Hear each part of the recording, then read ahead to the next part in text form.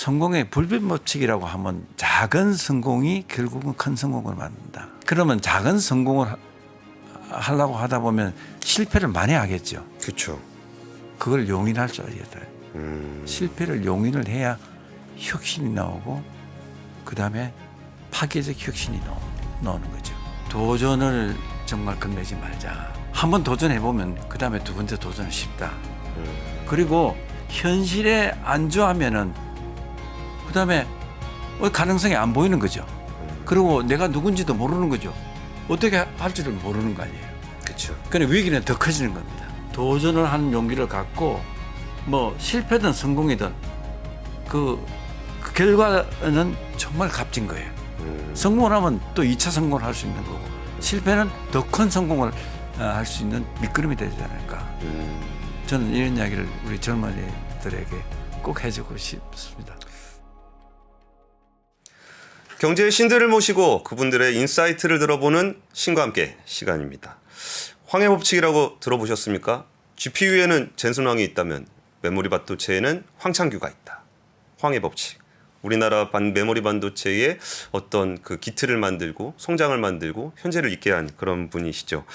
황해 법칙으로 대한민국 반도체 시장을 사로잡은 분이고 삼성전자 반도체 사장이고 KT에서 회장을 지내셨던 황창규 회장님을 오늘 모셨습니다. 삼성 반도체 신화의 주인공이자 세계 최고 5G 상용화를 이끌었던 황창규 회장님께서 최근에는 젊은이들에게 리더십과 희망, 꿈에 대한 이야기도 나누고 계시다고 합니다. 오늘 과연 어떤 얘기를 나누게 될지 저도 굉장히 기대가 많이 됩니다. 황창규 회장님을 모셨습니다. 안녕하십니까? 예, 안녕하십니까? 황창규입니다. 영광입니다. 야, 이거 제가 영광입니다. 정말 기술책 공부할 때 역사의 한 귀퉁이를 딱 차지하고 계셨던 분을 이렇게 실제로 뵙게 되니까 참 감회가 새롭습니다. 감사합니다. 일단 뭐 아시는 분들에게는 뭐 두말할 나위 없이 얼굴이 명함이신 분이긴 하지만 좀 모르시는 분도 계실 수도 있으니까 간단하게 좀 소개 좀 부탁드릴게요. 예, 조금 전에 권 팀장님께서 말씀하셨던 것처럼 삼성전자에서 이제 반도체를 주관을 이제 한 10년. 그러니까 근무는 20년이지만 이제 대표이사 되고 나서는 이제 10년을 있었고요.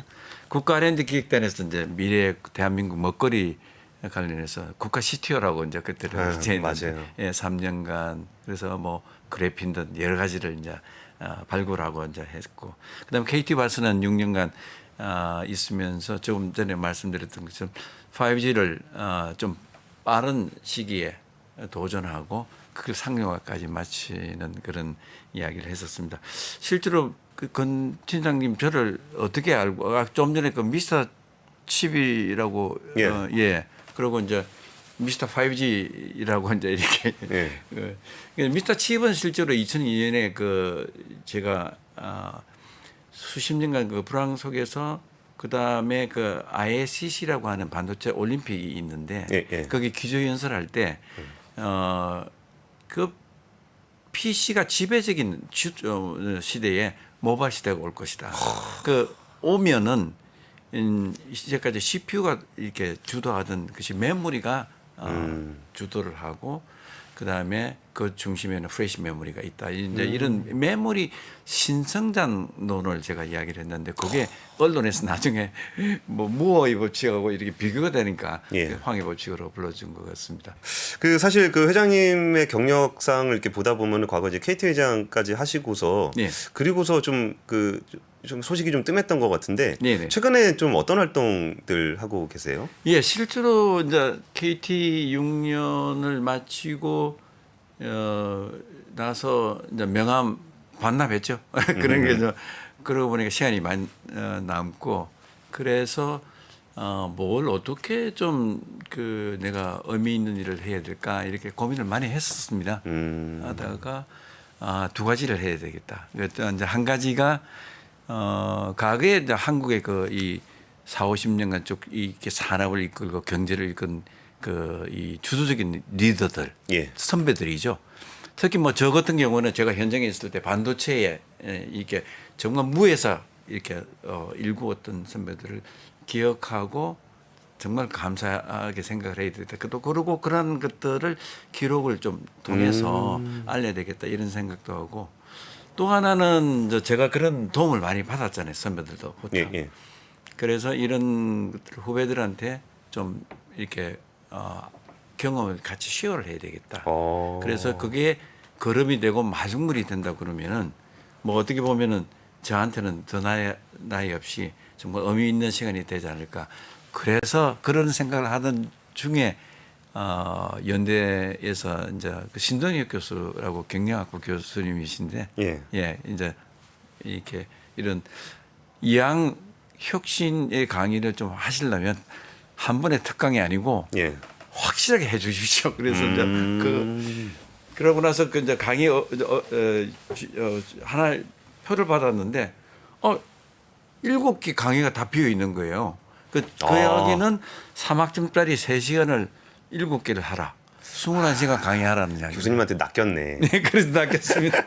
근데 그분은 굉장히 액티브하고 예. 또 굉장히 경영학에서도 이제 인정받는 분인데 전략을 전공하셨죠. 제가 이제 반도체 있거나 KT 있을 때 예. 모셔서 강의를 또 많이 듣기도 했습니다. 예. 그래서 이제 거꾸로 된 거죠. 그렇군요. 근데 사실 정말 그 시대적인 명강의라는 평가도 많이 받았었는데 사실 KT 같은 큰 회사 회장을 할 때는 주로 이렇게 연배도 좀 다들 많으신 분들과 이렇게 함께 지내셨을 건데 네네. 막상 학생들을 만나면은 좀 어떤 느낌이 드세요? 근데 제가 이제 학생들하고 만나는 걸 굉장히 그 현업에 있을 때도 좋아했습니다. 예를 들면 하버드에는 이미 케이스 스터디를 반도체 6번, KT에서 2번을 하버드 비즈니스 스쿨에서 케이스 스터디를 했거든요.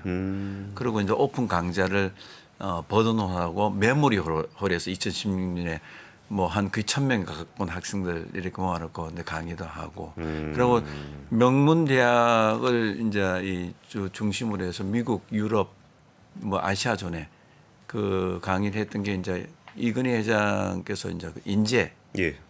이렇게 그걸 목적으로 해서 이제 강의를 하고 그 다음날 이제 인터뷰하고 뭐 이런 형태로 해서 강의를 많이 했기 때문에 그렇게 뭐 생소하거나 어려운 건 아닌데 그래도 7강의를 한다는 것은 굉장히 저한테는 챌린지였습니다. 그래서 그 준비를 하면서 이 학생들을 위해서 어떤 자세로 좀 그걸 할까 고민을 많이 했었는데 의외로 학생들이 굉장히 호응을 많이 해주고 그리고 이제 1시간 반 강의에 1시간 반 질의응답이 토론이 있었는데 예.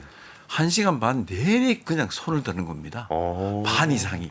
야. 그래서 제가 너무 놀라고 그러고 이제 그 하고 나면 이제 강의 후일담 같은 걸 적어 보내요. 예, 그리고 예. 질문서를 미리 보내요. 그 7강의 모은 게 250페이지 정도 A4 용지로 그만큼 학생들이 요즘 학생들이 저렇게 열정이 많고 정말 대단한 정보도 많이 받고 자기 또 미래의 어떤 거에 대해서 정말 고민을 많이 하고 있구나. 그래서 저는 너무 기분이 좋았고 예. 가르치는 사람보다 오히려 제가 가르치면서 배우는 사람한테 많이 배웠습니다. 주로 학생들 대상으로는 어떤 내용을 가지고 하세요?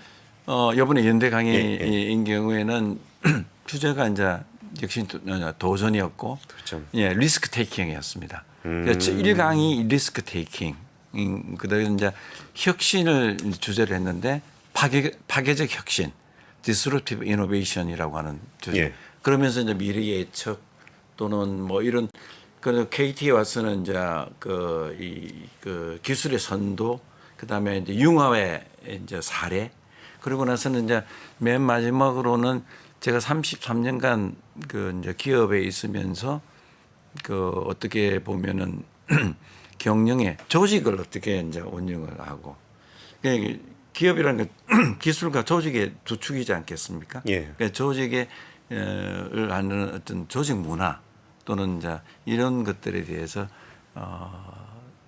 한 챕터를 이렇게 한 시간을 또 보낸 적이 있습니다. 근데 사실 뭐 제가 대학생이면은 예. 되게 재밌을 것 같아요. 아유. 그러니까 사실 그거를 예. 그러니까 교수님도 굉장히 훌륭하시지만 네네. 거기에서 뭐 이론적인 얘기라든지 학문적인 얘기도 듣는데 사실 실제 경험하셨던 그런 경험을 나누시는 거니까 이제는 뭐 대한민국의 멘토로서 학생들한테 그런 얘기를 해준다는 거는 정말 이렇게 뜻깊은 일인 것 같습니다. 아이고 감사합니다. 근데 제가 예. 이번에 그 책 나오신 거 황해 법칙 네네. 이게 속았다는 거 아니에요, 제가. 이게 황해 법칙이면 반도체 얘긴데 예. 당연히 이제 반도체를 어떻게 만드셨는지 뭐 그런 얘기가 적혀 있을 줄 알았는데 예. 또 내용이 또 그렇진 않더라고요. 책 소개 좀 부탁드릴게요. 그 항해 법칙을 이제 그 제목으로 그 선정하게 된 이유는 실제로 항해 법칙은 조금 전에 제가 말씀드린 것처럼 그 모바일 시대가 도래할 거라고 하는 파격적인 예언이었죠. 예. 실제로는 그 선언을 하고 난 다음에 제일 먼저 4,000명이 모인 그 IICC 그 기조연설을 제일 먼저 돌아왔던 게 젠슨 황입니다. 이미 모바일 그래픽을 개발해 놓고 모바일 시대가 뜨지 않으니까 굉장히 어려운 젠슨 황이 저한테 와서 great 그리고 뭐 이렇게 그래서 저하고 아주 뭐 물론 연배는 조금 저보다는 그렇죠. 어리긴 하지만 굉장히 다이나믹하고 정말 실력 있고 리더죠. 그분이 그동안 엔비디아 자주 이제 갔었고 그래서 그 어떻게 보면은 그 항해 법칙이라고 하는 것이 이제 그런 거를 선언한 그였지만은 제가 이제 또 그리고 나서 반도체의 어떤 개발을 또 관련되어 있는 법칙이라고 알려져 있지만 B2G 와서도 이제 또는 KT 와서도 무슨 개발을 하고 새로운 것들을 도입하게 되면 항해 법칙이 통했다. 그러니까 무해 법칙과 항해 법칙을 비교할 때 무해 법칙은 생산자 위주의 법칙입니다. 공정의 기술만 가지고 내가 이렇게 트랜지스터 수를 늘려서 그러네요. 시장에 푸시하는 거죠. 그래서 저는 그걸 마켓 푸시라고 그럽니다. 근데 항해 법칙은 소비자가 원하면 소비자가 예를 들어서 뭐 콘텐츠를 많이 쓰고 이렇게 필요하면은 반도체의 모든 기술을 어떤 기술, 공정 기술이든 설계 기술이든 제가 지금 CTF라고 하는 걸 나중에 이야기할 텐데 뭐 3D 기술이거든요. 이제 그런 구조든 패키지든 상관없이 그걸 이제 만들어 준다 하는 수요자 위주의 법칙이기 때문에 그래서 그거는 좀 어떻게 보면 대비가 될 수 있는 게 아닌가. 그래서 또 언론에서도 계속 항해 법칙이 통했다라고 이야기를 하니 내가 하는 혁신, 리스크 테이킹 그리고 이제 제가 생각했던 어떤 철학이 항해 법칙으로 좀 이제 통할 수 있지 않을까. 그래서 책 제목을 항해 법칙으로 정했습니다. 아 그렇구나. 근데 사실 지금 리스크 테이킹에 대해서 굉장히 강조를 해주고 계신데 네. 그 리스크라고 얘기하면은 사실 좀 이렇게 뭐랄까 체감이 잘 안 되거든요. 그러니까 리스크가 뭐냐라고 하면 체감이 잘 안 되는데 사실 좀 일화를 약간 좀 무용담처럼 들릴 수도 있겠지만 그 리스크의 좀 사례로서 예전에 그 도시바하고 이제 협업을 하려고 그러다 거절을 했었다. 그게 좀 어떤 상황이었던 거예요? 실은 리스크라고 하는 것 그 자체는 두려운 거죠. 그렇죠. 그런데 그 리스크가 정말 두려움에도 불구하고 한번 제가 그 젊은이들에게 리스크를 거는 삶을 살아보라. 그리고 이렇게 이제 이야기할 수 있는 것은 두 번째 오면은 굉장히 두렵지만 두려움은 줄어들고 굉장히 어떤 자신감이 생깁니다. 내가 할 수 있겠구나 하는 그런 생각이 듭니다. 세 번 하게 되면은 리스크를 즐기게 되는 거죠. 이제 그런 형태라고 저는 리스크를 좀 긍정적으로 좀 생각을 해보자.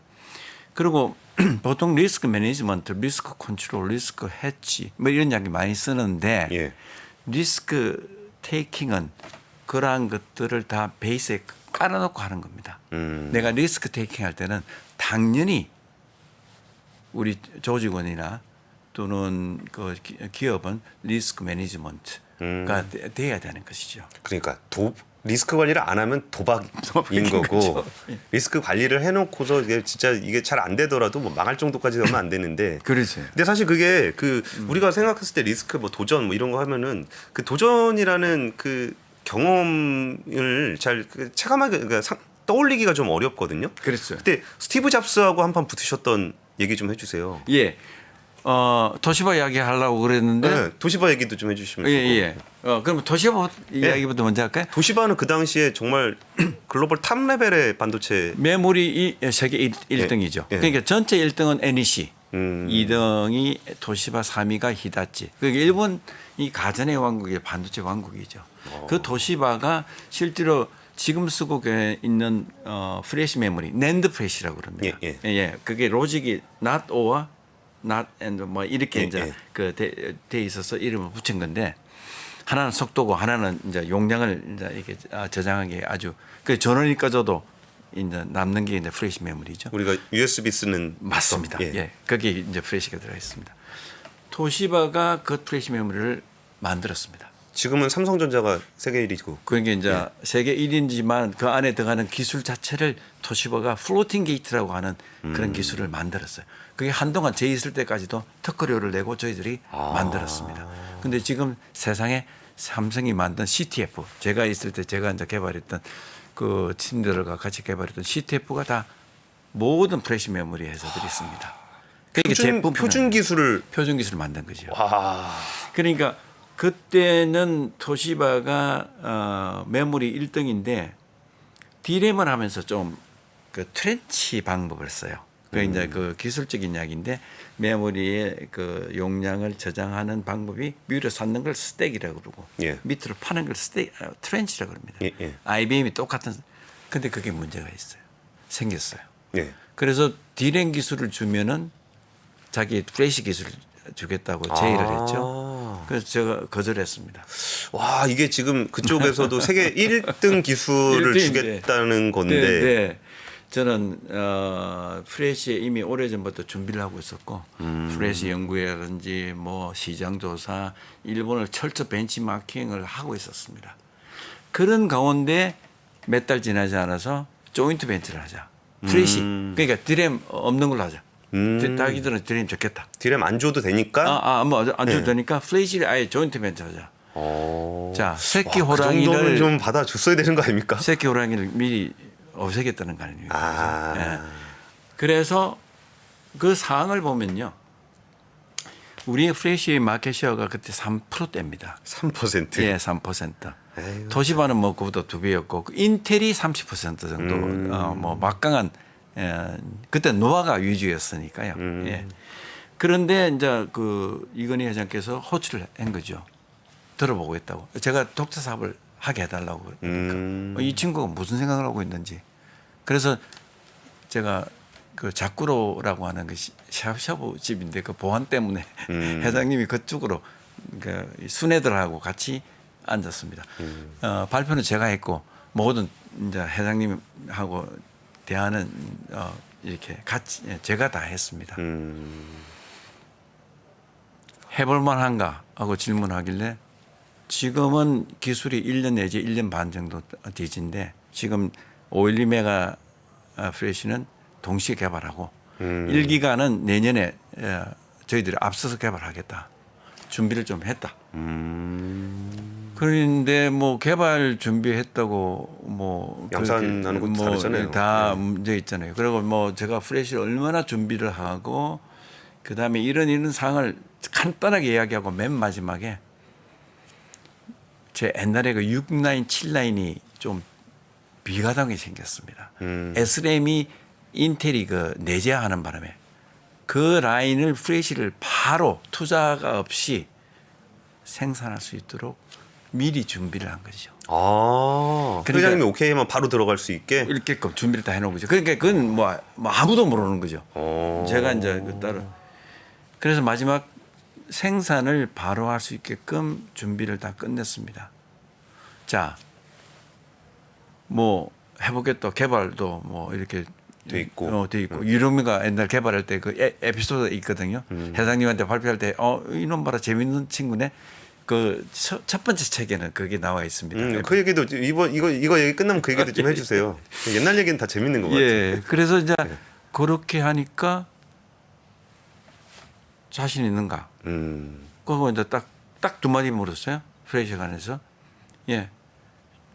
지금은 그런데 한 시간을 한 1, 2년 주시면 제가 해보겠습니다.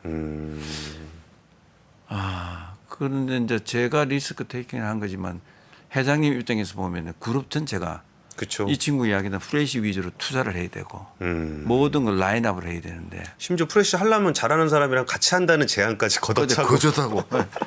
그러니 이게 이제 리스크 테이킹이죠. 그러니까 저보다 회장님 리스크 테이킹이 뭐 수십 배나 더 큰 게 아닌가.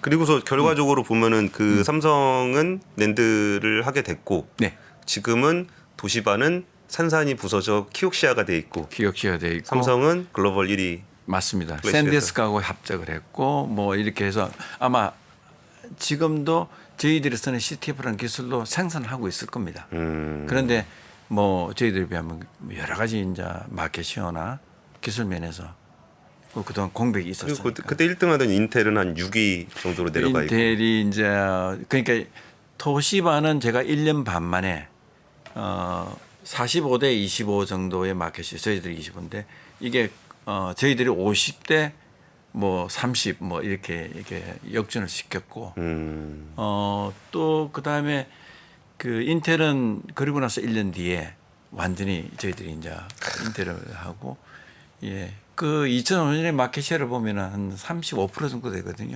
지금도 한 35% 될 겁니다. 20년 전은 지금도. 예.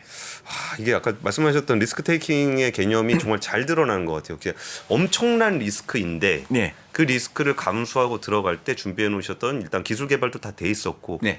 라인을 다 또 정비를 해 놓으셨고 네, 네. 그렇게 준비를 한 상황에서 리스크를 지는 거다. 그 네. 리스크가 그냥 제가 한번 해보겠습니다. 이게 아니고 딱 준비된 상태에서 했다는 말씀 주셨는데 스티브 잡스 얘기는 좀 어떤 얘기예요? 그때 스티브 잡스는 만나게 된 첫 번째가 애플 얘기를 잠시 하면 애플이 80년대에 애플이 등장하고 맥 1, 맥 2로 센세이션을 일으켰죠. 예. 근데 마켓 시어는 크지 않았습니다. 그쵸. 뭐 최고가 5%, 6%까지 갔었습니다. 왜냐하면 전부 다 비표준화 OS를 쓰고 있고 비표준화 CPU를 쓰고 있고. 그러니까 특화되고 그래픽을 좋아하고 UI를 좋아하는 사람만 그게 이제 특화돼요. 근데 2000년에 들어오면서 마켓 시어가 3%대로 떨어집니다. 스티브 잡스가 생각해낸 것은 MP3 플레이어. 한국이 제일 먼저 개발했던 그걸 가지고 아이팟을 만들었습니다. 예. 스콜 힐이라고 아마 그저 건선생 아시죠? 예, 예. 이게 돌려가면 그게 하드 디스크 베이스의 아이팟입니다. 천곡을 집어넣는다고 그래서 홍보를 했고 이게 선풍적인 인기를 끌어서 전 세계 마켓시어가 한 40%를 1, 2년 만에 바로 차지하죠. 미국의 80% 정도 어제 마켓시어를 했죠. 그런데 제가 보기에는 문제가 아주 심각한 문제가 많습니다. 배터리 타임이 두세 시간이면 다 없어지죠. 배터리가. 거기다가 뭐 떨어지면 그냥 가버리죠.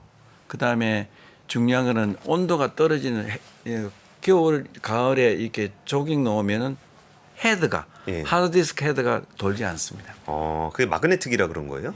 헤드가 이 마그네틱으로 다 이렇게 찾아가거든요. 기계적으로. 그런 문제가 있어서 있었는데 이제 스티브 잡스는 프레시 가격이 비싸니까 그렇죠. 안 쓰겠다고 고집을 부렸죠. 그런 상황에서 제가 존 루빈스타인 개발총괄한테 살짝 그 법인한테 그 MP3를 보내봐라. 프레시 베이스에 한 3개월 뒤에 연락이 왔습니다. 바로 전화가 왔습니다. 자기 미국 대통령 2명밖에 초대를 안 했는데 그 영빈관에 나를 초대하겠다는 거예요. 그런데 그 미팅을 하기 위해서 11월 말에 제가 IBM 미팅부터 갔었는데 전용기가 뭐 부품 문제가 그래서 이제 전화를 걸었죠. 그런데 화를 처음엔 내고 그래서 이게 무산되는구나 깨지는구나 생각했는데 가기로 약속을 했는데 못 가게 되셔가지고 비행기 문제 때문에 그래서 했는데 그럼 언제 올 수 있냐고. 그다음 이야기 아주 재밌습니다. 오히려 거기서 그치. 이 니드가 더 강한 거예요. 그러네요. 그래서 제가 이건 비즈니스 할만 여러 가지로 또 엮을 수 있겠다. 회장님도 밀당의 달인이시네. 자기가 일방적으로 갔어야 되는 건데 저쪽에서 살짝 땡기는 것 같으니까 그럼 뒤로 살짝 뼈짓죠. 그러고 나서 이제 그 12월 7일 날 제가 그 애플 본사로 스티브 잡스 바로 앞에 있는 집무실 앞에 있는 회의실에서 3시간 반 동안 아까 이야기한 밀당을 근데 밀당이라기보다는 스티브 잡스는 정말 뛰어난 사람이에요. 열정이 뭐 너무 넘치고 비전이로 차 있고 제가 들어갔을 때 그 이 벽에 있는 그 칠판에 자기의 미래 그러니까 아이폰은 이미 그 특허를 그래요? 매입하고 있을 때거든요.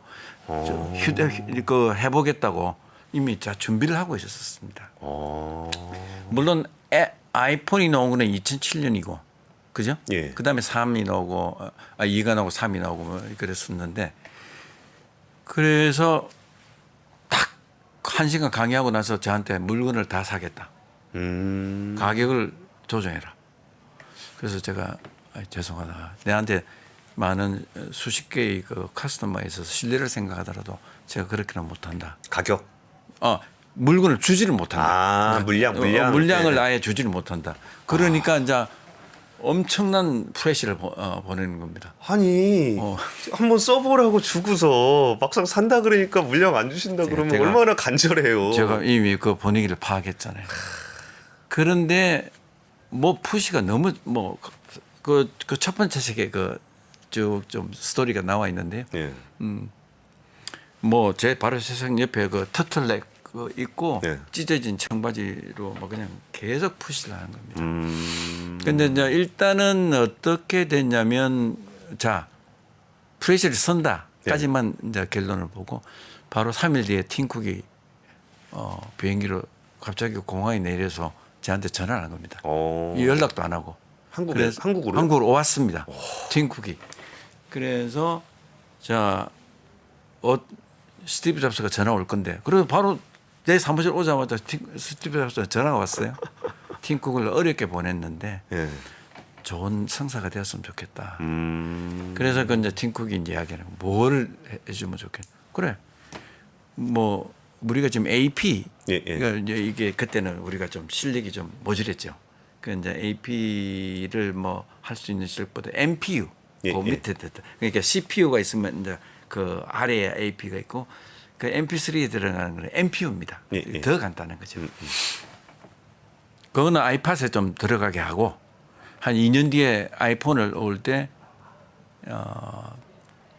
AP를 좀 우리가 개발한 거 써달라. 아니 플래시 사러 온 사람한테 MPU 얹고 AP까지. 놀랍죠? 그 AP를 그래서 6년간 독점했습니다. 100% 마켓이요. 왜냐하면 실제로 아이폰 AP를 6년간 삼성이 독점을 했었어요. 삼성 걸 썼습니다. 그 권진상님도 아시다시피 실제로 휴대폰에는 AP가 그렇게 뭐 큰 역할을 뭐 하지만 예. 가격은 그렇게 비싸지 않습니다. 미디어테크에서 만드는 중가의 AP는 한 20불 정도밖에 하지 않죠. 물론 고가는 조금 더 비싸겠지만 오히려 프레시 메모리가 더 비싸죠. 용량을 이제 큰 걸 찾으니까. 그래도 아이폰에다 AP를 납품했다라는 것만으로도 굉장한 성과인데 그게 사실 플러스 알파로 그걸 하셨다는 거잖아요. 그거만 아니고 그 다음에 모바일 디램 들어갔죠. 그 다음에 저 맥북 에어에 여기 SSD. SSD. 요 플래시 메모리 돼 있는 이 32기가는 토시바가 쓰고 예. 후지츠가 썼는데 몇 달 뒤에 맥북 에어에는 이거 안 쓰겠다. 64기가로 만들어 달라 그래서 바로 64기가바이트를 그때 공급해 줬습니다. 도시바는 얼마나 미웠을까. 자기네 물량 들어가, 그러니까 자기네 같이 하자는 것도 안 하더니 자기네 고객사도 다 뺏어가고. 그때는 전쟁이니까 뭐 좀 안면 뭘 사고 대신 근데 만나면 굉장히 신사적으로 잘 그분들하고 잘 지냈습니다. 기술 교류를 계속했었으니까요. 그런 가운데서도 토시바는 기술 교류를 우리하고 하기를 원했고 또 NEC도 또 저희들하고 디램하고 또 기술 교류를 한 10몇 년 계속했었죠. 생각해보면 스티브 잡스도 그때는 되게 젊었겠어요. 스티브 잡스가 제가 인터넷 쳐보니까 저보다 1년 그 아래더라고요. 54년생. 예. 그래서 근데 뭐 제가 제일 좋아하는 분이기도 하고 뭐 불같은 이런 성격이긴 하지만 정말 대단한 또 불같은 성격인데 그 회장님한테 밀당 나가면 분명히 물건 팔러 온 것 같은데 달라 그랬더니 안 판다 그러고 그거 살 거면 이것도 사주시고 저것도 사주셔야 된다고 끼워 빨기까지 하고. 그게 아마 우리 엔지니어들한테 두 배씩 그 아까 예. 메모리 프레시 메모리를 개발하는 뭔 천적인 어떤 동기가 되지 않았나. 제가 뭐 물론 이제 두 배 개발하자고 여러 가지 이제 환경을 구축해 줬지만 실제로 엔지니어들이 그걸 뭐 정말로 마음으로 받아들이지 않으면 불가능한 일이거든요. 그러니까 그게 할 수 있다라는 게 되게 중요하잖아요. 그렇습니다. 근데 거기서 낸드를 만들었는데 도시바랑 안 한다 그랬을 때 진짜 할 수 있냐? 했고 뭐 기술 열심히 만들었다 치고 그러면 팔 수 있냐? 근데 팔 수 있는 것까지 만들어 주시면 근데 이것도 아까 리스크의 또 연장선인 것 같은데 분명히 엄청난 리스크죠. 이거 내가 만약에 삐끗 잘못하면은 아무것도 안 되는 상황이 안 되는 됐는데 예. 그걸 하게 됐어. 예. 그렇다고 또 덥석 물지도 않아. 예. 그러면서 그게 또 다른 것들이 또 준비가 돼 있었던 거잖아요. 그럼 네. 이게 이렇게 되면은 나는 여기다가 레버리지를 어떻게 해서 추가적인 것도 일종의 리스크 관리의 한 부분이 되겠네요. 그 맞습니다. 예. 그러니까 물론 뭐 이런 저질렀고 이미 이제 지나가는데 실제 반도체는 개발 초기부터 시작해서 생산 라인까지 마지막 품질 완벽하게 하나라도 문제가 생기면 고객을 잃어버리잖아요. 그쵸. 예. 그게 좀 말씀은 뭐 드리지는 못했지만 이제 항상 노심초사하고 현장 관리하고 또 그러지 않게끔 고객이 불편이 없게끔 항상 만들어야 된다. 그래서 사업에서 저는 늘 그래요. 고객이 감동하고 지금 뭐 이야기를 들으시면 애플이 슈퍼 갑이지 않습니까? 그렇죠. 우리는 부부면서인데 예. 우리는 선택을 기다려야 되는 거죠. 근데 어떻게 했습니까? 제가 마치 슈퍼 갑처럼 그렇게 비즈니스를 물론 갑이 아니지만 모여왔잖아요. 그렇죠. 글로벌 CEO들이 다 모여오고 찾고 그런 상황을 우리가 다시 한번 만들어야 되지 않을까. 지금 저 반도체가 좀 어렵다 그러니까.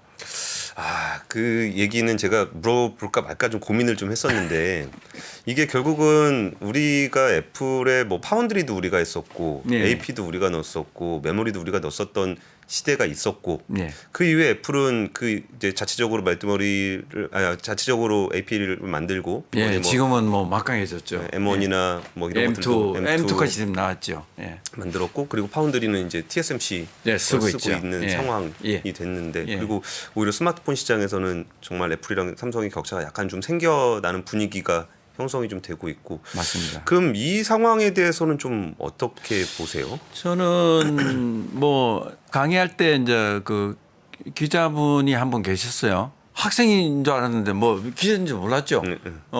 TSMC는 어떻게 생각하세요? 뭐 이제 이런 질문이 좀 약간 민감한 질문이잖아요. 원래 민감해서 안 여쭤보려고 그랬는데 제가 먼저 뭐- 말씀을 하셔가지고 근데 어차피 이제 그 현실이니까 네. 저는 이렇게 하고 싶어요. TSMC 넘지 못할 상은 아니다.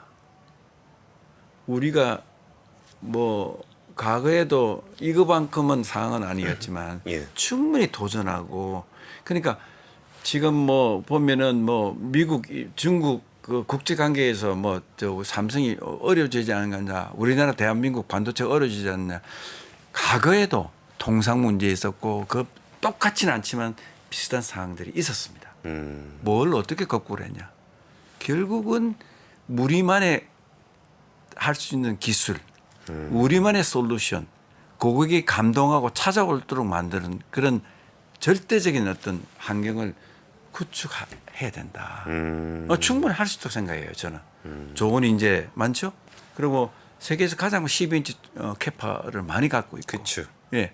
그리고 일본은 이미 20년간 반도체 공백이 생겼잖아요. 그쵸. 지금 하겠다고 지금 많이 이렇게 투자도 하고 TSMC도 무슨 무마모토에서 공장을 뭐 같이 짓고 손해하고 더 좋습니다. 그런데 과연 20년 동안 공백이 있던 것에 어떤 제조 기술의 어떤 이렇게 연계성, 흐름 아주 디테일하거든요.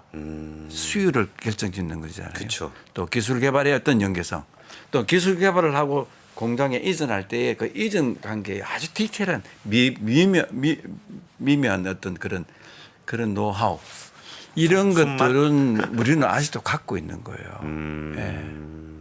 그러니까 그런 부분들은 저도 이렇게 현장 취재하다 보면은 이게 뭔가 삼성이라는 회사의 뭔가 이렇게 저돌성이라 그럴까? 이게 한테 딱 할 수 있는 넘어 올라설 수 있는 부분들에서 조금 더 적극적으로 해줬으면 좋겠다는 분명히 가지고 있는 것 같은데 이거를 딱 한번 점프업 할 수 있는 기회가 됐으면 그래서 좋겠는데. 기술도 기술이고 한쪽은 이제 이 경영이라고 하는 것은 경이 있고 영이 있지 않겠습니까? 영이라고 하는 것은 조직 관리거든요. 조직 문화. 그 제가 이건희 회장께 바로 보고를 드리고 바로 질문에 답을 하고 그 리스크에 대해서 어떤 마음을 가져갈 것인가를 제 이야기를 했고 제가 그 자쿠론 미팅 때 이런 이야기 있어요. 그 책에도 썼습니다. 두 번째 질문은 생뚱맞게 디램 없어진다며 이렇게 이야기를 물으시는 거예요. 그 권진당님도 아마 옛날에 그 왜 클라우드가 생기죠. 기술이 생기면서 예. 일부 사람들이 노트북이나 PC에 이제 클라우드 쓰면 된다. 메모리 필요 없다. 그쵸. 그런 통신으로 하면 이야기 된다 들으시죠? 그랬지. 예. 근데 그 스피드가 뭐 어마어마하게 느린 시대가 그 설명이 안 될 정도로 불편하고 정말 비현실적인 이야기인데도 그 이야기들이 회장님한테 들어간 겁니다. 그래서 제가 답을 했어요. 회장님, 디램은 없어지지 않습니다. 저는 지금 최근에 노키아하고 협상 과정에서 모바일 디램이라고 하는 것을 제가 만들어야 되겠다고 해서 이름도 네이밍을 모바일 디램을 하고 지금 만드는데 기술이 좀 어렵습니다. 3.3V에서 1.2V까지 전압을 낮춰야 되니까 모든 기술이 다 달라집니다. 그런데 그 모바일 시장 디램이 나오면 디램하고 같이 상승을 해서 시장은 오히려 클 수도 있습니다. 그런데 이건희 회장님이 특유 뭐 그런 기술적인 것은 잘 모르실 수도 있지만 이 친구가 그 정말 얼마나 확신에 차 있는가 없어진다는데 하고 큰 소리를 또 두 번째 질문이 들어오고 그럼 무서운데. 무섭죠. 옆에 앉아있던 분들이 뭐 굉장히 긴장을 했을 겁니다. 그런데 저는 물론 이제 저도 무섭죠. 어떻게 해야 되나. 한 번 얘기할 때 아닙니다 할 수 있지만 두 번 물어볼 때 또 아닙니다 하기가 이게 좀. 그래서 회장님 모바일 디램 성공적으로 잘 개발해서 잘 시장 키워 나가겠습니다. 이렇게 이제 끝났는데 만약에 검토해 보겠습니다. 보통 뭐 검토해 보겠습니다 이렇게 할 수도 있잖아요. 그럼 모바일 디램은 없어지는 거예요. 그러네. 모바일 디램은 그렇게 개발 가속도를 낼 수가 없어요. 그렇죠. 위에 이런 생각을 갖고 있는데 그게 이 모바일 디램이 지금 디램이 뭐 한 4, 50년 됐는데 모바일 디램이 시장이 거의 비슷합니다. 그렇죠. 그 짧은 시간 내에 예. 더 커지겠죠. 그런 상황을 우리가 이렇게 만들었던 기억을 해보면 우리가 이제 기술만 갖고만 전쟁을 하는 게 아니라 조직원들의 어떤 이 비전을 갖고 정말 오픈 마인드로 도전할 수 있는 환경 그리고 실패를 해도 용납을 해줄 수 있는 그런 분위기 이런 것들이 좀 더 이렇게 적극적으로 제도적으로 그런 게 좀 있으면 좋겠다 하는 바람입니다. 근데 그때 스티브 잡스가 황 박사님 기술의 한계는 어디까지입니까? 이 얘기는 왜 갑자기 나온 거였어요? 다 성사하고 다 이제 이제 끝나고 했는데 전화가 왔습니다. 긴자에 애플 1호점을 만드는데 거기 좀 와서 초대하겠다고 그래서 갔습니다. 그런데 그 질문을 처음에 이제 하시는 거예요. 그러고 그 이후에도 계속 그런 비슷한 질문을 했습니다. 이런 거죠. 애플은 10년, 20년, 30년 뒤에도 혁신 제품을 계속 주도적으로 끌어가야 되는데 예. 거기 핵심이 반도체지 않습니까? 아. 그러면 그 반도체가 만약에 기술의 한계가 온다 그러면 자기는 딴 생각을 해야 되는 거지. 예. 자, 닥터항 기술의 한계가 되냐? 뭐 어떤 때는 황해 법칙은 언제까지 가는 거야? 비슷한 질문을 계속. 그래서 저는 참 스티브 잡스가 너무 그립고도 또 존경스럽기도 해요. 그런 거를 물어줄 수 있다는 거. 그걸 질문을 받았던 사람은 어떤 생각을 하겠습니까? 그걸 직원들한테 그대로 전달해 주는 거죠. 그럼 직원들이 정말 그 개발하고 정말 도전하는데 예. 즐겁게 하지 않겠습니까? 그러니까 우리 고객님이 내가 기술적으로 뛰어난 내가 할 수 있는 역량을 최선을 다해서 만들어내면 그 고객님은 그거에 맞춰서 또 맞습니다. 상품을 만들 준비가 다 돼 있다는 그렇죠. 거잖아요. 예. 와, 그럼 진짜 이렇게 내가 할 수 있는 만큼 진짜 극단적인 수준까지 만들어 보고 싶다라는 꿈이 생길 것 같아요. 생기죠. 그런 그 영의 어떤 개념에서 조직의 문화. 그래서 제가 이 책의 제일 마지막 챕터가 자 혁신을 이루는 경영자의 자세. 그래서 뭐 6가지를 제가 이야기했어요. 소통, 예. 소통과 그다음에 비전을 직원들이 어려울 때 제일 중요한 게 비전과 비전을 그러니까 정말 담대하게 선언하고 끝까지 관철시키는 리더의 덕목이 필요한 겁니다. 그다음에 위임과 이건희 회장으로 받았던 제가 경영 정말 철학이기도 하죠. 그다음에 협력과 보통의 협력은 안 됩니다. 계급당 떼고 초기부터 모든 부서들이 모여서 협력을 해라. 그게 기가진이의 성공 사례입니다. KT가 그 제품을 만들어서 성공한 사례가 없거든요. 근데 이제 기가진이가 그렇게 해서 성공하고 지금 7년째 마켓이 뭐 아마존, 구글 뭐 이리서도 알렉사 뭐 홈 기가진이가 그리고 지금 뭐 다른 이 서드 파티 인더스트리에 파급이 되고 있지 않습니까? 저희 집에도 기가진이 있는데 저는 처음에는 그 좀 익숙하지 않아가지고 네네. 좀 그랬었는데 저희가 아이들이 좀 어려요. 이제 7살인데 걔네는 글자 배우기 전에 음성 인식 기기를 사용하다 보니까 그냥 너무 일상적인 겁니다. 뭐 예. 기가진이 TV 켜줘 뭐 이런 것들이 예. 저희는 뭐 리모컨 누르면 되잖아 그랬는데 혹시 가셔가지고 예. 다른 대화를 좀 해보라고 그랬어요.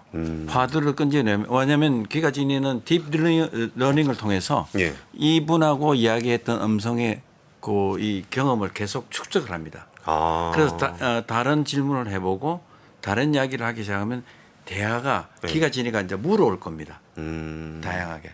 이제 그걸 이제 많이 안 하시고 TV 켜줘. 그쵸. 뭐 이렇게.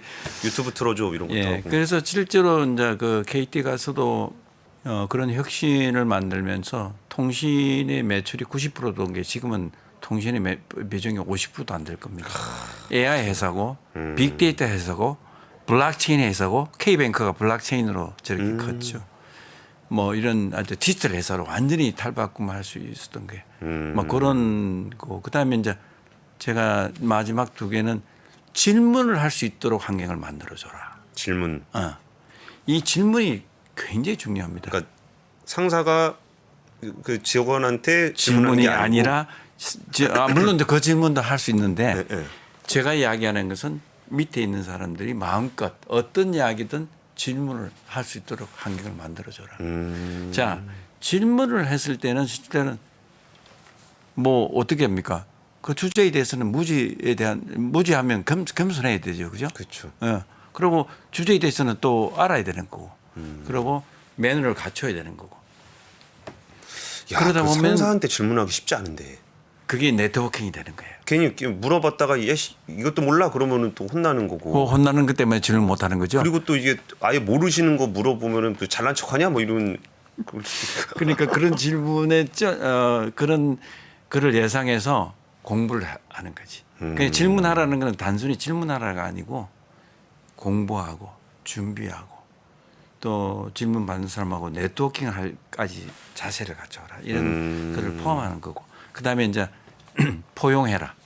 이제 뭐 이런 것들을 제가 이제 그 포용. 포용도 참 중요한 게 애플의 스티브 잡스의 성공, 그다음에 세계 1등 기업으로서의 이제 도입, 그리고 나서 지금 10수년간 다시 팀쿡 하에서 지금 애플은 아직도 3,200조 이상의 시가총액을 갖고 있는 1위 회사입니다. 그렇죠? 예. 어떻게 됐을까요? 산업은 열정만 있었습니까? 그렇지 않죠. 팀쿡에 포용이 있었던 거예요. 그럼 산업 열정으로 직원들한테 어떤 문제가 생기면 팀쿡은 그걸 포용으로 그런 사람들을 이렇게 다시 북돋우고 회사의 어떤 경쟁력을 키워왔던 거죠. 그러게요. 사나운 열정이라 그러면 뭔가 스티브 잡스가 생각나고 포용이라 그러는 그릇이라 그러니까 뭔가 팀쿡이 생각나고 좀 팀쿡은 그러네요. 뭐 저하고 한 20년 넘게 아주 최근에 뭐 다보스에서 만나고 여러분 또 사무실에도 초대해서 또 가서 또 만나고 굉장히 친한데 이렇게 부드럽고 이제 이렇게 굉장히 그 유연하죠. 그 일론 머스크는 왜 불러오신 거예요? 일론 한국 오게 된 머스크는- 이유는 뭐 어떤 사연이 있었던 거예요? 예, 한국 온 건 아니고 제가 이제 그 LA 밑에 있는 그 스페이스 X에 이제 가게 됐는데 그 KT에서 위성 사업을 하지 않습니까? 아, 그렇죠. 예, 그 스페이스 X에 이제 그때 위성 관계로 회의를 하게 되었습니다. 그 스페이스 X 사장이 나오게 돼 있는 거죠. 예, 예. 그런데 일론 머스크가 그거 있다고 그러니까 제가 편지를 보냈습니다. 제가 이런 회의가 있으니까 좀 봤으면 좋겠다. 대답이 없는 거예요. 그럴 수밖에 없는 게 나중에 알아보니까 뭐 대통령 수장 뭐 그렇게 만나자 그래도 그래서 만나면 3분이면 딱 끝난답니다. 그러니 스페이스 X 사장이 이제 그 자리 회의하고 있는데 닥터 왕 내가 편지를 좀 보냈는데 답이 없다 그랬더니만 기대 안 하는 게 좋겠다. 그런데 갑자기 쪽지가 온 거예요. 제가 아마 그 바이오그래피에 이제 제 이력도 쓰고 스티브 잡스하고 뒤한 것도 좀 쓰고 이렇게 그래서 사무실로 갔습니다. 아, 그 바로 아시죠? 그 지구하고 화성하고 이렇게 예. 큰 그 자기에 있던 그거 직접 가신 거예요? 그 바로 바로 옆에요. 그러니까 그래서 이제 혼자 오라고 그래서 갔죠. 근데 갔는데 뭐 1m 한 90쯤 되어 보이는데 진짜 아이언맨 모습인데 뭐 말이 없어요. 앉으라고 하는 말도 없고. 아우, 불편해. 너무 불편하죠. 근데 너무 사무실은 험불한 거예요. 그렇게 간이 탁자 여기. 그래서 이제 제가 좀 앉아도 되겠냐고 그러면 앉아서 첫 마디 근데 쪽지가 날라올 기대된다. 때부터 첫 마디. 쪽지가 날라올 때부터 제가 무슨 이야기를 할까 그전부터 좀 생각을 하고 있었어요. 그렇죠. 예. 시간은 3분. 첫 번째 질문 잘못하면 끝나는 거고. 1분에 나가야 될지도 모르죠. 추구하고 있는 궁극적인 사업이 자율주행 전기차가 아니냐. 예. 지금 전기차는 그냥 도입 부분이지. 그 자율주행에서 패권을 잡겠다는 거 아니냐. 그러니까 뭐 긍정도 부정도 하지 않는 상태에서 계속. 그래서 내가 평창에 강릉에 예. 기지국을 깔아서 모든 5G를 5 레벨까지 마저 궁극적 레벨까지 할 수 있는 환경을 구축했고 우리는 이미 무인차, 버스, 미니버스, 승용차로 시내를 다 1시간 내가 타고 다녔다. 예. 자율주행 그때 사고가 나고 있을 때거든요. 예. 사회적 문제가 생기고 이제 골머리가 아픈 거죠. 그러니까 관심이 이제 좀 보이기 시작하는 거예요. 이제 어깨가 이제 앞으로 오는 거죠. 테슬라가 한다 그러면 내가 언제든지 오픈해서 모든 걸 테스트할 수 있도록 환경을 다 구축해 주겠다. 그런데 평창 올림픽이 18년 2월 달에 있으니까 예. 그때 맞춰 오시면 더 좋겠다. 올림픽도 보시고. 뭐 그때는 이제 그러면서 초청장을 내밀었거든요. 가져가셨구나. 예, 그래서 이제 다 준비했습니다. 요청해서 내보니까 거기를 갖다 하고 근데 뭐 긍정적인 뭐 이런 건 아닌데 제가 세기를 박아야 되겠다 예, 예. 생각을 해서 GPS 이야기를 했어요. 예. 지금 레벨 2, 3 GPS의 그 이 위치 오차가 예. 30cm 내지 더 맞아요. 넘어가지 않냐. 예, 예. 내가 수센치 정도의 아주 정밀한 그게 필요하거든요. 그쵸. 궁극기 5레벨에서는 그게 필요합니다. 그거를 만들 수 있는 기술을 내가 갖고 있다. 그러니까 좀 분위기가 좀 싹 달랐어요. 그래서 이게 그래서 실제로는 그뭐 이제 긍정적인 검토를 하겠다는 뭐 오겠다는 이야기는 아닌데 받았어요. 근데 그러고 나서 한 달 지나서 실제로 상해에 예. 전기차 공장 준공식을 있었습니다. 기가 상하이. 똑같은 평창 올림픽 그 기간도. 예, 예. 그래서 거기 어차피 가야 된다 하고 그래서 이제 못 오셨는데 제가 이제 스티브 잡스하고 이제 회담할 때도 그런 준비를 하고 미래의 통찰을 또 미리 이제 공부를 하고 이제 그분이 뭘 가장 원할 것인가를 이제 일론 머스크 때도 그게 중요한 것 같아요. 그래서 35분간 제가 3분이 아니라 35분간 그 이외에도 또 에너지 이야기도 하고 많이 했습니다. 이게 그 회장님이 말씀하실 때 리스크를 좀 감수해라라고 얘기했을 때는 좀 용기를 내라라는 느낌을 받았는데 네. 막상 말씀을 들어보니까 이건 용기의 문제가 아니라 정말 그 리스크를 지기 위한 철저한 준비. 그리고 그것이 안 됐을 경우에 B안, C안을 딱 깔아놓고서 맞습니다. 그래야 정말 이렇게 그 위험하다는 걸 알지만 자신감 있게 예. 할 수 있는 것 같은데, 근데 좀 이렇게 성공하신 얘기만 하니까 네. 너무 이렇게 뭐라 그럴까 그 좋은 이야기만, 성공한 것만 얘기해 주시는 게 아닌가 그런 생각도 좀 드는데 예. 좀 리스크를 졌을 때 좀 실패한 사례도 좀 말씀을 주시면 실패한 사례가 실패했을 뭐- 때는 어떻게 되는지. 예, 실패한 사례가 있죠. 그리고 뭐 수도 있습니다. 근데 저는 궁극적인 마지막 실패는 해본 적이 없습니다. 그러니까 성공 마지막 이야기를 지금 이제 건진장께서 물으셨기 때문에 계속 이제 성공 사례를 이야기한 건데, 예. 노키아 사례를 한번 들어볼까요? 예.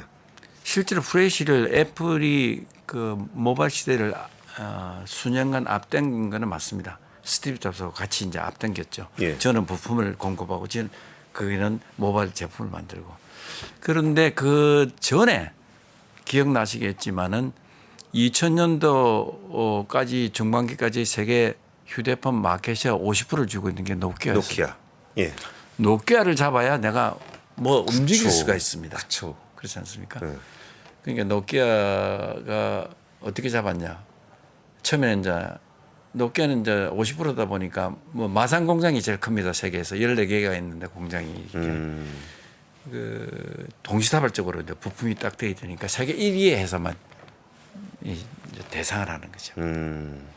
그런 상황에서 이제 1위는 아니었지만 신뢰를 많이 이제 쌓았습니다. 그런 과정에서 인텔이 노아 프레시가 독점을 하고 있으니까 예. 공급을 하면서 가격을 올린 거예요. 통보를 한 겁니다. 예. 오릴라 회장이 특사를 보냈죠. 삼성이 기술도 잘, 디램도 잘 만들고, 뭐 노아는 그때 우리 마켓시아가 0.1%뭐 정말 미미했습니다. 예.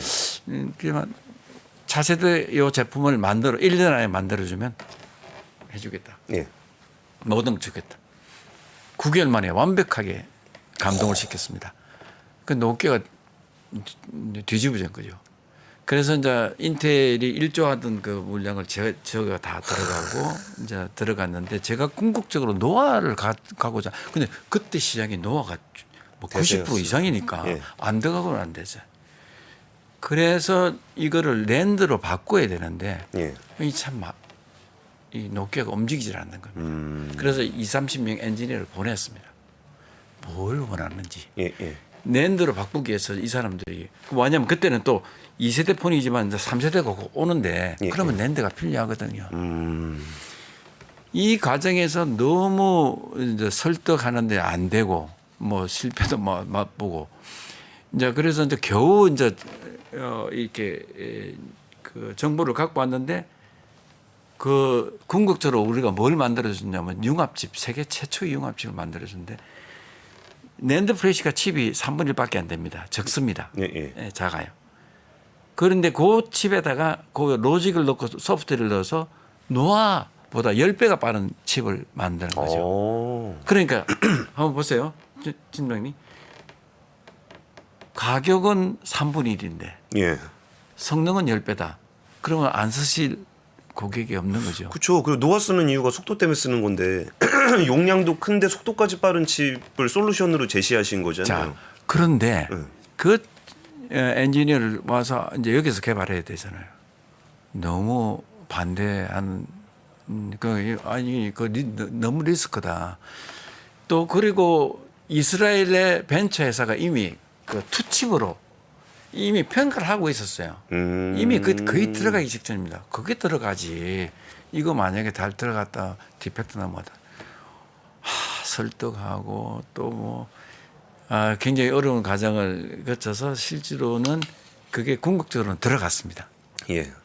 그래서 실제로는 제가 이 보면은 낸드 플래시가 쭉 성장하는 데서 갑자기 기울기가 뜨는 때 이제 그게 바로 조금 전에 이야기했던 완랜드라고 하는 융합식을 한 건데 그 과정에서 그 연구원들 또는 관련된 사람들 뭐 설득하고 하는데 굉장히 어려움이 참 많다. 그 외에도 조직적으로 어떤 비전을 선포하거나 또는 어떤 뭘 이렇게 목표를 정하면 예. 이 엔티 세력, 정말 움직이지 않는 세력들이 맞아요. 예. 너무 많아요. 생각보다 저는 그 이야기는 이게 쓰지 않았는데, 그거 잘못되면 어떡할 건데? 그쵸. 누가 책임지느냐? 그 제가 또 이렇게 회의를 하거나 이렇게 취재를 하다 보면은 뒤에서 딴소리. 그 안 되는 이유는 한 12,340가지 정도 맞습니다. 있는 것 같고 예. 되는 거는 그냥 그 사람이 주장하는 하나 정도 있는 것 같아요. 맞습니다.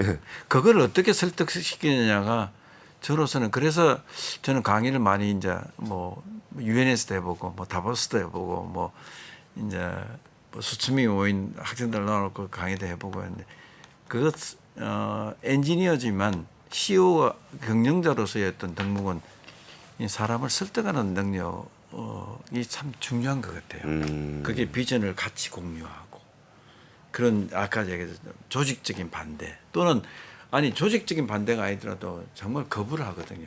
그게 안 됐을 때 어떻게 할래? 그렇죠. 누가 책임져? 그리고 이제 저는 그 사람들을 이제 거바라족이라고 얘기하는데 뭐 좀 하다가 안 되면 거봐라 내가 안 된다 그랬지. 왜 이렇게 그냥 가만히나 있지. 근데 의외로 많아요 거바라족들이. 많습니다. 그게 이제 이른바 리스크 관리라는 명패를 쓰고 거봐라 내가 이거 안 된다 그랬지. 라는 사람이 리스크를 명분을 삼아서 일을 못하게 하는 경우들이 많잖아요. 그러니까 삼성은 그래도 뭐 관리 섬상이라고 옛날에 그랬지만 그래도 첨단을 하고 또 반도체가 막 그냥 시장에서 막 독보적으로 이제 이게 성장을 할 때 KT 가서는 KT는 좀 옛날에 그 보수적이죠. 전화국 예. 또 이제 이렇게 공기업에서 이렇게 사기업으로 20몇 년 전에 이제 20년 전에 전화를 하고 그게 좀 삼성보다 더 보수적이죠. 그런 KT가 휴대폰 사업을 하겠다 그러니까 뭐 이 고객들 현장에 있는 그 불만 이거에 대해서 잘 무감한 거예요. 너무나 서비스가 안 좋고 뭐 제가 갔을 때 막 너무 어려웠어요. 그 이제 2등이었는데 3등이 뭐 수시로 그냥 이렇게 넣어놓은 2등. 그래서 제가 이제 만든 게 1등 KT 1등 워크숍이라는 걸 만들었습니다. 뭐냐? 제가 이런 이야기를 했어요. 현장에 있는 모든 문제를 다 덜쳐내라. 그리고 덜쳐낸 사람은 어떤 불이익을 주지 않는다. 회사의 규칙이나 뭐 사규는 없습니다. 뭐 근데 CEO가 한 이야기죠. 그리고 나서 이 사람들 현장에 있는 사람들하고 간부와 본사 간부 그리고 최종적으로 임원이 모여서 1박 2일 끝장 토론을 합니다. 그게 일단 워크숍인데 그걸 한 7명 정도 이렇게 하거든요. 예. 근데 그거 할 때 계급장 뗍니다. 자, 그냥 계급장 떼면은 회의하다가 부장이 뭐 끝나고 다시 계급장 붙이면 붙이잖아요. 혼나잖아요. 그걸 못하기 위해서 뭘 만들었냐? 30명의 퍼실리에이터를 만들었습니다. 회의 주관하는 사람을 만들어요. 차장급에서 교육을 시켰죠. 진행합니다. 그에게 모든 파워를 주는 거죠. 심판을 갖다 놓는 거네요. 계급장 붙이면 반칙. 그러니까 그러면 저 회장한테 보고하겠다. 뭐 이렇게 뭐 할 수도 있는 거 아니에요. 그런데 그 1등 옥시합이라고 하는 것이 7명 정도, 6명, 7명 정도인데 8만 3천 명이 참가를 했고 6년 동안에. 와. 그게 KT의 디지털 컴퍼니로 바꿔놓는데 저는 1등 공신이라고 생각합니다. 예. 이게 진짜 어려운데. 그래서 이게, 그 조직의 문화 그 더 보수적이잖아요. KT는. 예. 이게 움직이지 않잖아요. 거부가 많지. 실패한 직원한테는 어떻게 하셨어요? 그러니까 거바라족들이 팽배한 거는 결국 뭔가 좀 잘 안 됐을 때에 책임을 엄중하게 묻게 되면 그러면은 이렇게 웬만하면 안 하는 게 낫잖아요. 이렇게 했을 때 인센티브와 해서 실패했을 때 페널티를 생각해봤을 때 페널티가 더 크다 그러면 이제 안 움직이게 되는 건데. 예. 뭐그 전반적으로 일반적으로 그렇게 제도를 만든 건 아닌데 제가 반도체에 있을 때 예. 반도체 미래 메모리가 여러 가지 종류가 있습니다. M램도 있고 뭐 여러 가지 있어요. 지금 다 이제 이 차세대 메모리의 종류인데, 근데 한 팀이 한 6, 7명이 새로운 걸 시도한다고 개발하는데 안 됐어요. 예. 팀을 해체를 해야 된다고 보고 온 거예요. 그쵸. 옆에서도 얘기하겠죠. 거봐라, 내가 안 된다 그랬잖아. 그러면서 이렇게 왜 한다고 우기다가 이렇게 사고를 쳐.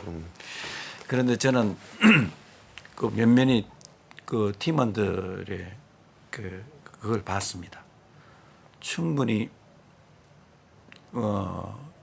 양질의 좋은 엔지니어들이었고 그래서 실패를 했지만 이 사람들은 정말 성공하기 위해서 땀들보다 더 노력을 했을 거다. 그래서 그 팀을 해체를 하지 않고 다른 부서에다가 통째로 통째로 예, 다 이렇게 불이익 없이 대신 또 거기에 해체하지 않고 몇 명은 남겨서 또 새로운 미션을 주고, 그다음에 고가도 뭐 평 이상으로 주고 다시 한번 도전해봐라. 그 도전의 기회를 준 거죠. 아까 제가 성공의 불변법칙이라고 한번 살짝 이야기하는데 뭐 그게 뭐냐면 작은 성공이 결국은 큰 성공을 만든다. 그러면 작은 성공을 하려고 하다 보면 실패를 많이 하겠죠. 그렇죠. 그걸 용인할 줄 알아야 돼요. 실패를 용인을 해야 혁신이 나오고 그다음에 파괴적 혁신이 나오는 거죠. 그래서 한번 그거를 시도를 해보니까 굉장히 기회를 다시 준 거잖아요. 예. 그래서 다는 그렇게 할 수는 없는데 일반적으로 그런 것들이 실패를 하고 또 이렇게 했을 때의 그 리더의 판단은 굉장히 조심스러워야 된다고 생각합니다. 거기에 마지막 결과만 가지고 판단하면 조직이 전체가 와요. 자, 보십시오. 그 친구들을 살려서 새로운 걸 주거나 또는 기존에 있도록 만들어줬잖아요. 그러면 그 옆으로 전파가 됩니다. 내가 실패도 내한테 이런 기회를 줘. 그러면 조직 분위기는 어떻게 되겠습니까? 챌린징해지죠. 좀 그 도전적이고. 사람들만 살려줬다는 거에 어떤 우리가 들어가는 비용이라고 그럴까? 예. 그거는 얼마 되지 않죠. 그렇지만 그 사람들로 통해서 전파된 조직의 분위기는 그거에 100배, 1000배가 되는 거죠. 그래서 조직의 그런 이야기를 이 책에는 좀 많이 쓰려고 했습니다. 왜냐하면 대상이 경영학부 학생이다 보니까 기술 이야기보다는 이제 그런 조직의 문화라든지 또 하는 과정에서의 이런 문제 같은 거.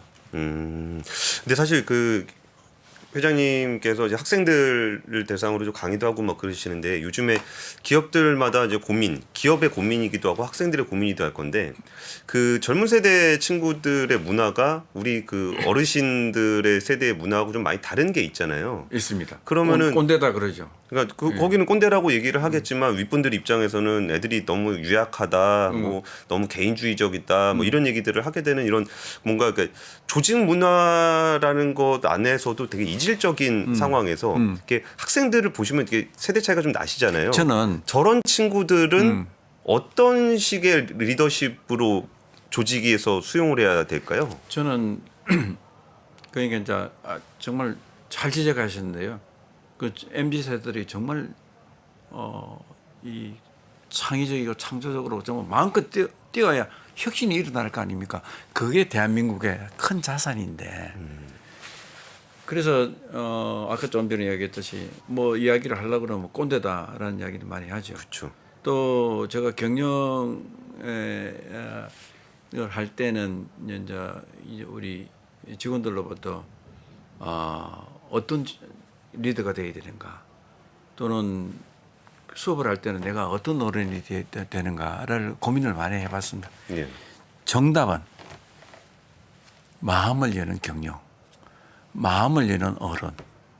그것이 제가 이야기했던 경영 혁신의 여러 가지를 다 포괄적으로 포함한다고 생각해요. 저는 혁신의 리더라고 그러면은 적어도 팔로우들, 조직원들 마음을 사야 돼요. 마음을 열어야 되고 마음을 얻어야 됩니다. 그게 경영의 마지막까지를 다 포함하는 것이죠. 그래서 저는 맨 마지막에 마음을 여는 경영, 그게 정답이다. MZ 세대들이 마음껏 뛰어. 자, 위임 이야기했잖아요, 아까. 예. 자, 위임을 한번 예를 들어보죠. 부장이 예. 임원, 전무의 역할을 할 수 있는 위임을 하는 거죠. 전무가 부장한테 야, 해. 그리고 나는 잘 되도록 우산 바지 해주고 연결해주고 뭐 이렇게 또 리스크 매니지먼트 하겠다. 그리고 자기는 또 새로운 챌린지가 생기죠. 부장이 전무 역할을 하면은 그 다음에 밑에 있는 뭐 과장이 부장 역할을 하지 않겠습니까? 그렇죠. 자, 갓 들어온 MZ 세대들 팀장 역할을 하죠. 자기한테는 정말 죽으라고 이런 기회가 어디 있습니까? 거꾸로 한번 가볼까요? 요즘 대기업병이라고 하는데 부장이 역할을 하죠. 대리 역할을 역할을 하는 부장들 많습니다. 그렇게 되면은 어떻게 됩니까? 쭉 레더가 다 밑으로 내려오죠. 회사가 망하는 거죠. 그러네요. 이렇게 마음을 얻는다라는 표현이 되게 좋았는데 그게 저런 거잖아요. 그러니까 정답의 문제가 아니고 이렇게 하는 것이 정답이다. 그러니까 MZ 세대들은 이렇게 해야 돼라는 게 아니라 마음을 열어서 그 사람의 상황과 위임을 해주면서 역할을 할 수 있게끔 해주면서 내가 그런 역할을 너에게 맡기고 있는 거야라는 것을 서로 이해할 수 있어야 되고. 그렇죠. 근데 사실 그 젊은 친구들이 보기에 좀 느껴지는 불만은 이거는 회장님 입장에서 탑 리더 입장에서도 밑에 그 중간 관리자들에게 마음에 안 드는 부분일 건데 저런 거 있잖아요. 이렇게 자리에 권한은 있는데 책임은 밑으로 들어. 그러니까 내가 의사 결정할 때 뭐 저 이것 좀 해보려고 그러는데요. 그럼 그러고서 잘 되면 거 봐라 내가 하라는 대로 하니까 잘 되지 않았냐. 그리고 잘 안 되면 그거 왜 네 맘대로 하다 이렇게 했냐. 이게 사실 되게 자주 발생하는 일인데 대기업병이거든요. 책임과 권한을 다 함께 줘야 됩니다. 모든 오히려 나쁜 결과는 위에 권한을 준 사람이 책임을 주고 좋은 결과는 거꾸로 돼야 되는 거죠. 너희들이 잘해서 너희들이 만든 거다라고 이야기해죠. 제가 삼성전자 주식을 10% 갖고 있는 캐피탈 인터내셔널 그 데이비드 피셔 회장이 그 제가 이제 IR을 6년 정도 했거든요. 삼성전자 있을 때. 영어가 좀 되고 하니까 IR을 저 보고 이제 중요한. 그런데 그분 만나면은 그분은 미팅이 제일 까다로워. 삼성전자 10%면 정말 어마어마했습니다. 제일 큰 우리 고객이었고. 이분은 이제 전문가들이 같이 들어와서 이제 미팅하고 나면 따로 만나자고 그럽니다. 그 정도는 해드려야죠. 예. 워낙 큰 그러면 주주신데. 두번 회의를 해야 되죠. 이 사업 이야기도 묻지만 개인적인 이야기, 또 조직에 관한 이야기, 뭐 여러 가지를 묻습니다. 한 번은 이분이 인터내셔널 국제 전체 전 세계 회의를 하고 있는데 내가 만나자 그러니까 예. 그래? 닥터왕이면 내가 잠시 한 10분 정도 내가 나올 수 있어. 그러면 이리로 오겠냐고 LA의 큰 스테디움에 모아서 좋다고. 그래 이제 그렇게 해서 만났습니다. 그때는 좋았죠. 2004년 5년 뭐 그럴 때니까 뭐 이익도 뭐 굉장히 많이 났고요. 그때 이익만 가지고도 이익 규모가 아마 전체 우리나라 대기업 매출 규모 한 5위 뭐 정도 되는 이익이 매출의 5위. 그러니까 뭐 통계 내면 그냥 삼성전자 빼고 통계를 내야 되는 그런 일이죠. 그런 가장 좋을 때라서 저는 좀 자신만만하게 이제 가서 회장을 만났는데 회장이 딱 첫 마디가 굉장히 쿨하게 질문한 거예요. 그래, 소니, GE, 당신과 같은 똑같은 그보다 더 큰 성과를 얻고 나한테 달려왔어. 네.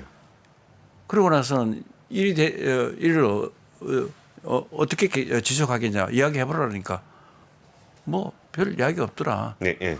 자, 삼성전자 지금은 잘 되지만 계속 1위 하고 더 독보적으로 더 갈 수 있다는 뭐 그런 그라도 있냐? 근거가 뭐냐? 예, 예.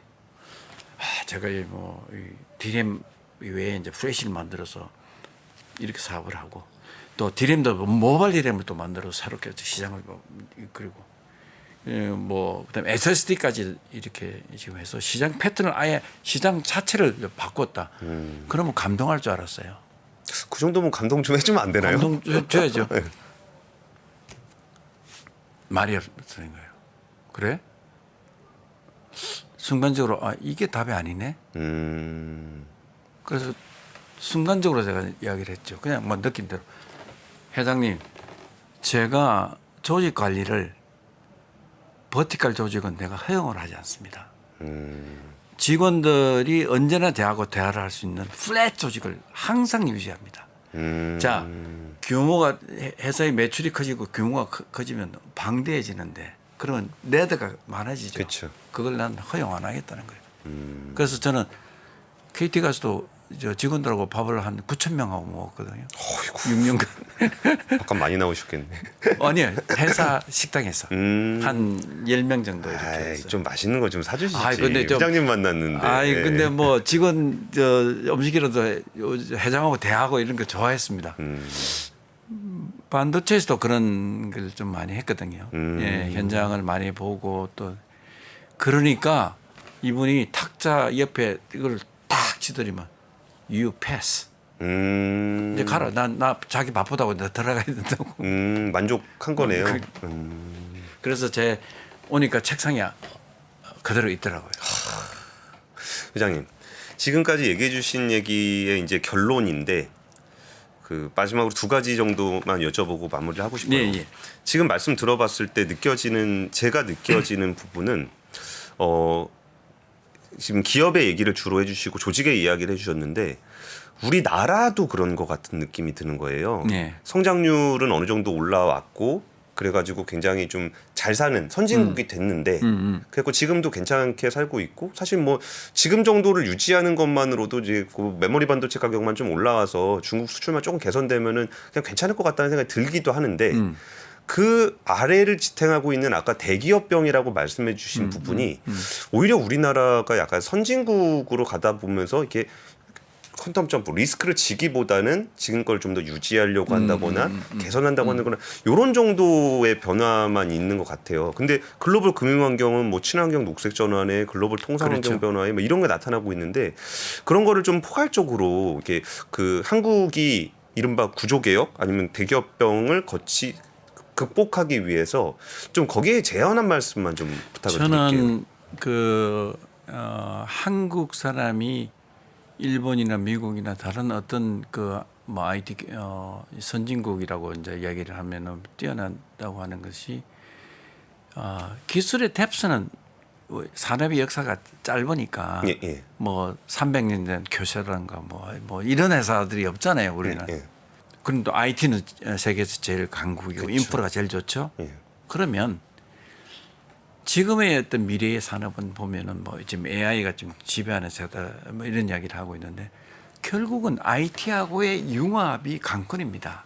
저는 이 융합 이야기를 수십 년 전부터 이야기를 했고 뭐 기조연설도 하고 뭐 이제 항해법칙 이후에 계속 이제 선언했던 그런 건데 그래서 실제로는 이 우리에게 대기업병이라고 하는 것은 뭐 아까 좀 이제 이야기했지만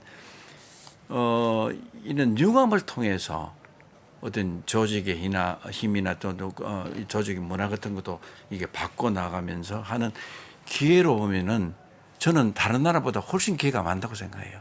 뭐냐면 자 IT하고 자동차의 결합을 통해서 어떤 시너지. 예. 우리 자동차가 그냥 된 게 아니거든요. 그렇죠. 그다음에 IT하고 뭐 이렇게 결합을 하게 되면요. 우리는 조선도 유전자 있고 철강도 분석 있고. 기술도 이 IT 베이스잖아요. 예, 예. 미래 뭐 바이오 우리가 뭐 시작을 빨리 한 것도 아니고 경쟁력이 뭐 그렇게 뭐 있는 것도 아니고 그런데 우리한테 기회가 있다는 거지. 그래서 반도체 다시 이야기를 한번 더 돌아보겠습니다. 뭐 마지막으로 그러니까 시간이 다 된 것 같은데 저도 이제 마지막으로 또 당부의 이야기를 좀 한다 그러면은 지금 미국과 중국의 어떤 여러 가지 이제 그 이 관계상 국제법의 이슈 때문에 굉장히 위축이 돼 있어요. 그쵸. 그 틈새에 어떻게 할 거냐. 예. 그러고 뭐 일본이 뭐 재생한다는데 어떻게 할 거냐. 뭐 이런 이야기도 무성한데 저는 생각을 좀 달리합니다. 우리나라 반도체 짧지만 연속적으로 40년, 50년 지속하게 빌드업한 기술들 있습니다. 제조 기술, 개발 기술, 양산 이전 기술, 뭐 수율, 뭐 여러 가지 이제 그 이런 상황에서 그러면 여러 가지 어려움은 있지만은 어떤 경기가 좀 이렇게 풀리면은 뭐 조금은 나아지겠죠. 그게 문제가 아니죠. 뭐 나아지는 거에 만족할 수가 없는 거예요. 그럼 우리가 뭘 해야 되느냐? 저는 20년에 1년간 비슷한 불황이 왔었어요. 그때 세상에 없는 기술, 정말 고객이 감동할 만한 기술, 뭐 스티브 잡스가 찾아오고 누구도 지금 달라고 원했던 그 기술을 그때 준비를 했던 거거든요. 지금이 저는 정말 기회다. 이 위기가 저는 기회로 생각합니다. 그래서 어떻게 보면은 도전해서 남들이 생각지 못한 어떤 솔루션, 기술이 그러면 제품이 되겠죠. 이런 것들을 더 선제적으로 고객을 이제 아까 감동시키고 그다음에 시장을 주도하고 그러면 산업을 끌고 갈 수 있습니다. 반도체 하나 이야기지만은 반도체하고 융합을 하는 다른 관계사 산업도 같이 끌려옵니다. 이건 저는 극도로 중요하다고 생각해요. 그래서 뭐 과거에 뭐 제가 뭐 자랑은 아니지만 스티브 잡스가 찾아왔잖아요. 그렇죠. 내가 갑처럼 했잖아요. 근데 그런 정말 글로벌 기업들이 찾아와서 정말 우리하고 좀 협력을 하고 우리 솔루션을 좀 해결해줘. 뭐 이런 사항을 우리가 만들어가면 되지 않을까. 그러니까 분명히 우리한테는 이 그런 어떤 유전자적인 지인도 있고 성격도 있고 동기부여라는 것도 있습니다. 예. 장인은 많지 않지만 또 미국처럼 창의적인 어떤 먼저 과학 기술을 개발을 해서 뭐 어마어마한 뭐 이런 그 뿌리가 있는 건 아니에요. 예. 그렇지만 그 사람들이 갖지 못하는 대한민국만이 갖고 있는 경쟁이 있거든요. 이거를 찾아내고 그걸 위해서 정부나 또는 기업이든 어떤 조직 운영할 때 이걸 잘 활용하면은 팀장님 말씀대로 우리 산업 전체가 지금 여러 가지 어렵다고 그러고 이런데 어떤 돌파구가 있냐? 저는 분명히 있다고 생각합니다. 근데 사실 이 마지막 질문이 될 것 같은데요. 그러니까 이런 식의 어려움, 아까 그 회장님 말씀하셨던 리스크를 지고 도전하고 새로운 기술을 만들어내면서 계속적으로 이렇게 확장해가는 국면은 오히려 청년들에게는 되게 좋은 기회가 될 수 있을 것 같은데 맞습니다. 오히려 어려운 시기가 되면은 사람들이 위축되게 되고 보호하려고 그러고 그러면 아까 이제 대기업병이라고 말씀해 주셨던 그런 부분이 결국은 이제 자기 자리를 지키는 목적이 예. 굉장히 강하잖아요. 예. 그러면 그럴수록 처음으로 진입하게 되는 청년들이 들어갈 룸이 굉장히 작아지고 나눌 수 있는 파이가 되게 적어지는 게 지금의 어떤 청년들이 겪고 있는 되게 큰 문제라고 생각을 해요. 예. 그러면은 그런 청년들에게 아까 좀 전에는 이제 그 어떤 기존에 있었던 파트에다가 말씀을 해주셨다면은 네네. 이런 데로 진출을 하게 되는 그 청년들에게 좀 마지막으로 한 말씀만 좀 자, 부탁드릴게요. 청년들이 그런 생각을 할 수 있도록 우선은 기존에 있는 조직, 예. 이 어떤 환경을 만들어 줘야 적어도 청년들이 이제 그런 생각을 하게 되는 거 아니겠습니까? 그쵸. 저는 이야기를 많이 했습니다. 이야기를 다시 한번 정리해 보면 위에서부터 CEO에서부터 리더에서부터 정말 아까 얘기했지 위임을 할 줄 알아야 되고 그다음에 리스크에 대해서 자기가 마음을 열어서 수용할 수 있는 그런 분위기를 만들. 자기 거를 고집하는 게 아니라 정말 한번 자기 걸 열어보고 언제든지 밑에 사람이 그거를 가져가서 잘 만들 수 있도록 환경을 만들어줘야 된다. 그럼 자기는 또 어떤 높은 목표를 위해서 가야 되는 것이죠. 자, 젊은 청년들 우리 MZ 세대들한테는 제가 서두에서 이야기했듯이 도전을 정말 겁내지 말자. 그리고 도전하면서 그 사는 삶을 한번 해보자. 한번 도전해보면 그 다음에 두 번째 도전은 쉽다. 그리고 현실에 안주하면은 그 다음에 가능성이 안 보이는 거죠. 그리고 내가 누군지도 모르는 거죠. 어떻게 할지를 모르는 거 아니에요. 그렇죠. 그러니까 위기는 더 커지는 겁니다. 그래서 그런 의미에서 이 책에 제가 살았던 어떤 동안에 뭐 작지만 제 경험, 제가 이제 그런 글로벌 시장하고 또 제가 내부에서 어떠한 그 모습으로 경영에 어떤 임했는지 또 같은 조직을 같이 움직였는지 하는 이야기를 이제 하는 건데 어떻게 보면 도전은 성공이라든지 성취가 궁극적 목적은 아니거든요. 근데 스스로 알아가는 가장 좋은 방법이 저는 도전이라고 생각해요. 이 도전을 하지 않으면 정말 아무것도 알 수가 없다. 위기는 더 커진다.